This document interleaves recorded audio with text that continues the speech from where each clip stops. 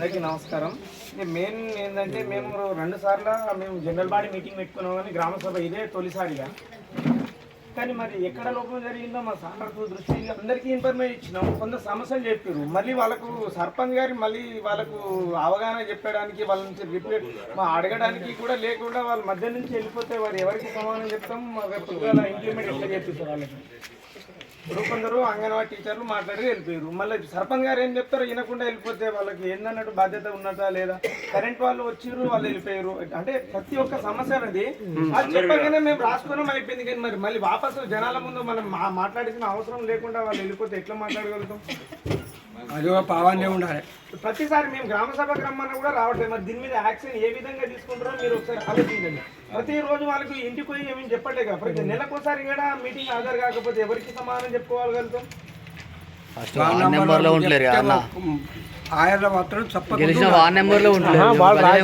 సిబ్బంది ఉండాలి. వాళ్ళు శాఖలకు సంబంధించి మనం చెప్తాము, వాళ్ళు వినకపోతే వాళ్ళ పై ఇప్పటికీ 2 జనరల్ బాడీ మీటింగ్ అయితే కూడా మీకు ఇన్ఫర్మేషన్ ఇచ్చినాం, మీరే ఇచ్చారు. ఇప్పుడు కూడా సమాచారం ఇచ్చుకుంటా పోతుంటే మేము స్టార్టింగ్ లో వచ్చినాం. ఎందుకంటే మీరు అందరూ యంగే ఉన్నాము, యువత ఉన్నాం, పని చేస్తామని మేము యాక్టివిటీ ఉంది. మాకు సహకరించకపోతే వాళ్ళు మేము మాకు సహకరించకపోతే ఎట్లా పని చేస్తారు వాళ్ళు? ఇది మాత్రం సార్ ఇది దృష్టి నెక్స్ట్ సారి రిపీట్ అయితే మాత్రం మేము వేరే విధంగా కంప్లైంట్ చేయాల్సి వస్తుంది. నేను చెప్తున్నాను. ఇది ఇంకోటి, ఇప్పుడు ఇందాక చెప్పినట్టు అంగన్వాడీ అన్నీ ఇప్పుడు ఏ సమస్య అయినా నిధులతో కూడుకున్న సమస్యలు. ఇంతవరకు అయితే గ్రామ పంచాయతీకి నిధులు రాలేదు. ఇప్పుడు వచ్చేదాని నిధులతో ఏదైనా ఒకదానికి అందరికీ మనం 5 సంవత్సరాలు పనిచేయడానికి ఉన్నాము. ఈ మెయిన్ ఉన్న వాటికి అయితే ఒకటి ఈ గర్భిణీ స్త్రీలకు అబ్బది ఇక్కడ వస్తున్నారు, మెయింటెనెన్స్ మంచిగా అవుతుందని నా దృష్టిలో ఉన్నది. ఇంకోటి రైతు వేదిక బాపతి రిపేరు, ఆ తలుపు ఏమైంది సార్? అది మరి రిపేర్లో ఉంటే దాని మీద అసాంఘిక కార్యక్రమాలు చేయడానికి కార్యక్రమం ఉంటుంది. అది కంపల్సరీ మీ మెయింటెనెన్స్ చేస్తారా లేకుంటే మా జీపీ నుంచి ఏమైనా సహకరించమంటారా? అదొకటి మీరు తెలుసుకోండి. నీట్నెస్ కానీ అక్కడ కంపల్సరీ అక్కడ లైట్ వెలుగుతున్నానా అదొకటి. అక్కడ డోర్లు బ్యాక్ సైడ్ రూమ్లకు వాటికి లేకుండా ఉంది. అదొకటి మీ మెయింటెనెన్స్ నుంచి ఏమైనా వస్తే జర చూడండి అది. ఇంకోటి ఇప్పుడు కొత్తగా పిఎం కిసాన్ బాపతి వచ్చడానికి ఏమైనా అవకాశం ఉందా ఎన్రోల్మెంట్ వాటికి? ఇప్పుడైతే ఏం లేవండి. కాకుంటే 2019 ముందు ఎవరైతే రిజిస్ట్రేషన్ అయి ఉన్నారో అప్లై చేసుకోండి. మీ సేవలో లాగిన్కి వస్తుంది. లాగిన్కి వచ్చిన తర్వాత మేము ఒకసారి చూసి ఎలిజిబుల్ అయితే మేము ఎలిజిబుల్ పెట్టేస్తాం. ఇప్పుడు సైట్ ఓపెన్ ఉంది, అది ఆన్లైన్లో ఇప్పుడు ఓపెన్ లేదండి. ఓపెన్ అయినప్పుడు చెప్పండి. ఓపెన్ అయినప్పుడు వినయ్ ఉప సర్పంచ్ చెప్పినప్పుడు అన్న లక్షల కొద్ది ఉన్నాయి టీవీలు కానీ ఒక్కడి పోయినా అది మీ బాధ్యత ఉంటుంది. అది ఇప్పుడు నెక్స్ట్ ఏం చేస్తా అంటే రిమార్క్ వచ్చింది అనుకో, నెక్స్ట్ కలెక్టర్ లెవెల్లో పోయింది అనుకో, ఇక్కడ భద్రత లేదు, ఇంకా ఏం స్కీమ్ పెట్టడానికి అయినా ఇంకేదైనా చేయడానికి నెగిటివ్ గా పోతే మనకు మళ్ళీ ఏం ప్రోగ్రామ్ రాకుండా అయిపోతుంది. కాబట్టి దాని విషయంలో కొంచెం సీరియస్ తీసుకొని చేపియండి. ఈ అగ్రికల్చర్ డిపార్ట్మెంట్ కాకపోతే మాకు రాసి గ్రామ పంచాయతీ నుంచి వాళ్ళు రిపేర్ చేస్తారు. 10,000 15,000 2 డోర్లు పెడితే అది అయిపోతుంది. మొత్తం తర్వాత కిందికెళ్ళి దొరకపోయి కుక్కలకి ఇక్కడ మొన్ననేమో పోయింది అన్నావు, మానిటర్ ఏదో పోయిందాడు కాదు. ఎందుకంటే అది చేసుకో. ఇంకోటి మన ఊళ్ళో 2 బిఎల్ వస్తున్నారు. ఒకటి మన కారోబార్ గారు ఉన్నారు, ఇంకోరు అంగన్వాడీ టీచర్ పద్మ. క్యాన్సిల్ చేసినాము, ఇప్పుడు ఇందిరాని పెట్టినాం. మళ్ళీ పెట్టారా?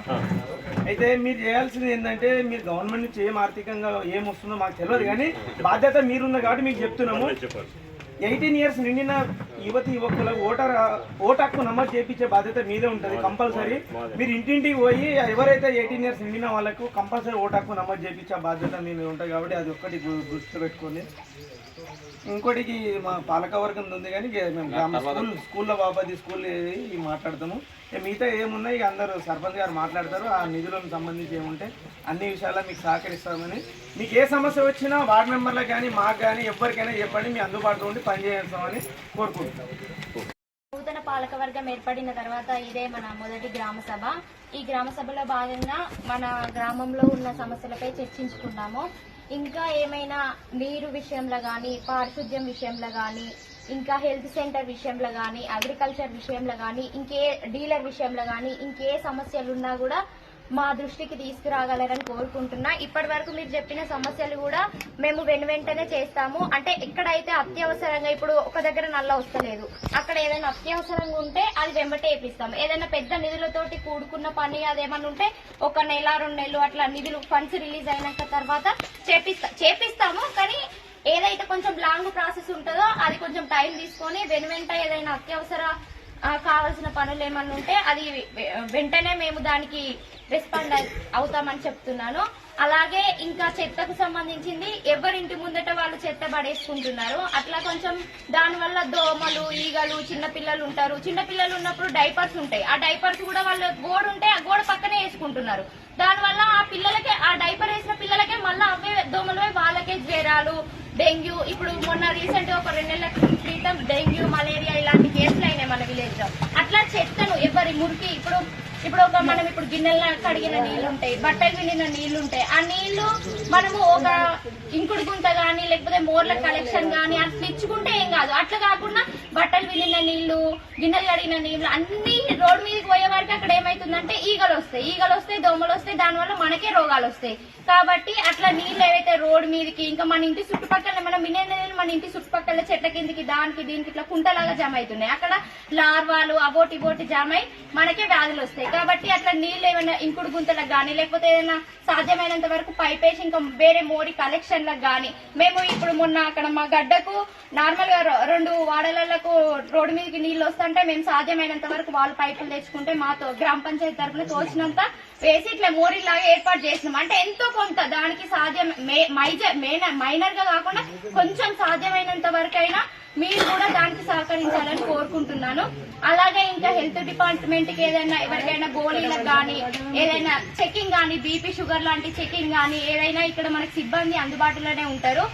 అవసరమైతే ఆశా వర్కర్లు ఏదైనా ఎమర్జెన్సీ ఉన్నా ఒక ఫోన్ మాకైనా వాళ్ళకైనా ఫోన్ చేస్తే వాళ్ళకి ఏమన్నా ఎమర్జెన్సీ అంబులెన్స్ గానీ బీపీ ఎక్కువ అవ్వడం గానీ షుగర్ ఎక్కువ అవ్వడం గానీ ఇలాంటి సమస్యలు ఏమున్నా కూడా మాకు ఇన్ఫర్మేషన్ ఇచ్చినా లేకపోతే ఆశా వర్కర్లకు వాళ్ళకు వెంటనే రెస్పాండ్ అవుతారని కోరుకుంటున్నాను.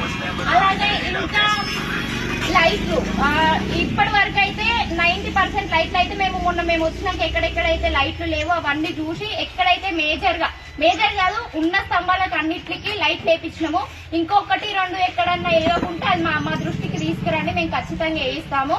ఇంకేమన్నా సమస్యలు అంటే కొన్ని ఉంటాయి కదా, అవి వేరే వాళ్ళతో చెప్తే ఏమంటారు, అవి మాకు చెప్పండి, మేము దానికి సంబంధించింది వెంటనే రెస్పాండ్ అవుతాము.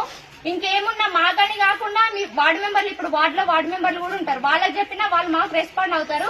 వాళ్ళకు కూడా చెప్పండి, వీలైనంత తొందరగా మీకు ఏ సమస్యలు ఉన్నా మేము 100% మన గ్రామం అభివృద్ధి మన లక్ష్యంగా ముందుకు పోదాము. దానికి మీరు కూడా సహకరించండి. ఇంకొకటి ఏంటంటే చెత్త కూడా పక్కన రోడ్ల పండి ఇప్పుడు చెత్త ఒక దగ్గర సంచులలో వేసుకుంటున్నారు, కరెక్టే. ఆ సంచులలో చెత్త బండి వచ్చినప్పుడు చెత్త బండి వేయండి, కాకుండా ఇట్లా రోడ్ల పక్క పండి ఇప్పుడు ఇక్కడ ఉంది, ఇప్పుడు మన అంబేద్కర్ విగ్రహం దగ్గర చెత్త వేస్తున్నారు. అట్లా కాకుండా చెత్త బండి వచ్చినప్పుడు చెత్త బండి వేయండి. ఆ చెత్త బండి తీసుకుపోయి ఇంకొక దగ్గర వేస్తుంది, అదంతా కాలబెట్టడమో ఏదో జరుగుతుంది. ఇలాంటివి కొన్ని మంచి పనులు చేసుకోవడానికి మనమందరం మేమే కాకుండా మాతో పాటు మీరు కూడా సహకరిస్తే మన గ్రామం అనేది అభివృద్ధి పథంలో నడుస్తుందని నేను కోరుకుంటున్నా.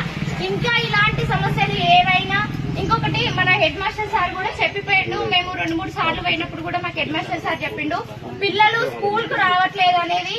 అంటే వస్తున్నారు 2-3 రోజులు వస్తున్నారు, తర్వాత మళ్ళీ 3-4 రోజులు పోతలేరు, మళ్ళీ 2-3 రోజులు పోతే అట్లా పోవడం వల్ల ఏమైతుంది అంటే పాఠాలు వాళ్ళకి అర్థం కాదు. కాబట్టి తల్లిదండ్రులు కూడా దాని మీద కొంచెం పనులు బావి దగ్గర పనులు ఏమన్నా ఉంటే కొంచెం అవి మీరు మీ మీద వేసుకొని పిల్లల్ని కొంచెం స్కూల్ కు పంపించే ప్రయత్నం చేయండి. ఎందుకంటే వాళ్ళు చదువుకుంటేనే కదా మనకు తల్లిదండ్రులకు అనేది పేరుంటది. అది ఒక్కటి ఆలోచించి పిల్లలు స్కూల్ కి రెగ్యులర్ గా పోయేటట్టు తల్లిదండ్రులు చూసుకోవాలని కోరుకుంటున్నాను. ఇంకొకటి ఏంటంటే పింఛన్ సమస్య కానీ ఇంకేమైనా సమస్యలున్నా మా దృష్టికి తీసుకురండి, మేము ఖచ్చితంగా మీకు చేసి పెడతాము. మేము ఉన్నదే అందుకు 5 సంవత్సరాలు. మాతోటి అయినంత వరకు మెల్లిమెల్లిగా ఆ టైము నెల పడుతుందా, 2 నెలలు పడుతుందా, 3 నెలలు పడుతుందా, మీరు చెప్పిన పని మేము ఖచ్చితంగా చేస్తాము. అది ఎంత టైం పడుతుంది, ఏ టైం పే చేయాలనేది మేము చేస్తాము ఖచ్చితంగా. ఈ సభ ఇంకేమైనా సమస్యలున్నా ఇప్పటి వరకు కాకుండా ఇప్పుడు నాతో ఏమన్నా మాట్లాడాలనుకున్నా మాట్లాడచ్చు.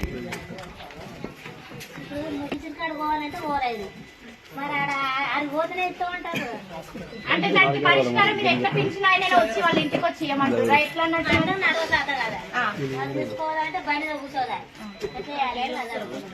పింఛన్ ఇచ్చేటట్టు ఉంటుందా లేదా? ఇప్పుడు ఆయన వస్తేనే ఇస్తామని ఇప్పుడు కన్ను పెట్టారు. చెప్పిండి వెళ్ళిపోయాడు. ఈ సమస్య వచ్చింది ఎవరు వినాలి? ఇందాక తండల 8 మంది మా సీన్ అడిగితే ఏమన్నాడు 8 మంది అన్నాడు. ఇప్పుడు నోట్ లెక్క పెడితేనే 20 మంది ఉన్నారు. కొరతండనే పెంచున్నారు 20 మంది ఉన్నారు. కొరతండనే 20 మంది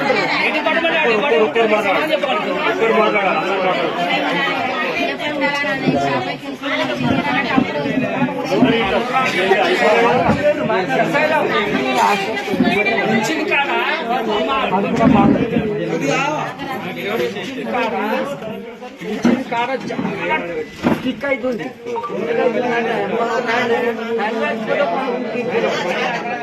ఇది కాదు బొమ్మ బియ్యం పైసలు అంటారు. ఒకటి కన్ను కాదు, ఒక గుడ్డోడు ఒక్క కన్ను తోటి చూస్తే కనబడదు. కనబడకపోతే చాలా సమస్యలు. పింఛన్ కాడ మాత్రం చాలా ఇబ్బంది. పింఛన్ ఒక్కటే మా దృష్టికి తీసుకొచ్చింది కాబట్టి దానికి సంబంధించిన పరిష్కారం ఏముంటుందో మేము చేసి సరే మీరు అంటే శాతగాని వాళ్ళు ఆడదాకా ఓలేరు అంటున్నారు, వాళ్ళకి ఎట్లా అంటారు, దానికి తగ్గ పరిష్కారం ఏం చేయాలో మేము దానికి ఏం చేయాలంటే ఇంటి ఓనర్లు ఎవరైనా ఉంటారు, ఆసర్లు ఇంకేకు ఇయ్యాలంటే ఆయన ఇయ్యడు, అలా భార్య పోతేనే ఇస్తాడు.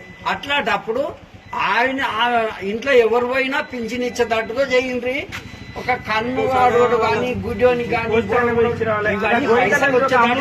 ఆమెకి ఇద్దరు సపోర్ట్ పింఛన్, ఆమె ముగ్గురు వస్తారు ఒక పింఛన్ కు. పింఛన్ కాడ మాత్రం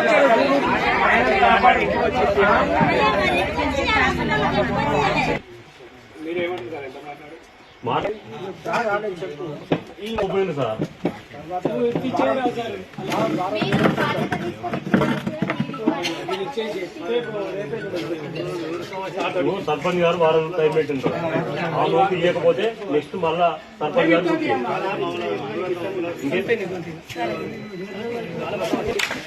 కూర్చుంటే మళ్ళీ ఇన్నందుకు చాలా థ్యాంక్స్, ధన్యవాదాలు. అతి తక్కువ సమయంలో మీ వ్యాపార సామ్రాజ్యాన్ని పెంచుకోవాలనుకుంటున్నారా? తక్కువ ఖర్చుతో ఎక్కువ పబ్లిసిటీ చేయాలనుకుంటున్నారా? అయితే ఇంకెందుకు ఆలస్యం? మీ జేఎన్టీవీ తెలంగాణ ఛానల్లో అతి తక్కువ ఖర్చుతో ప్రకటనలివ్వండి. అత్యధిక లాభాలను సాధించుకోండి. వ్యాపార, వాణిజ్య, పాఠశాలలు, వైద్యశాలలు, హోటళ్లు, వస్త్ర దుకాణాలు, అన్ని రకాల వ్యాపార ప్రకటనల కొరకు సంప్రదించండి. మా ఫోన్ నంబర్స్ 8558280881 9247896607.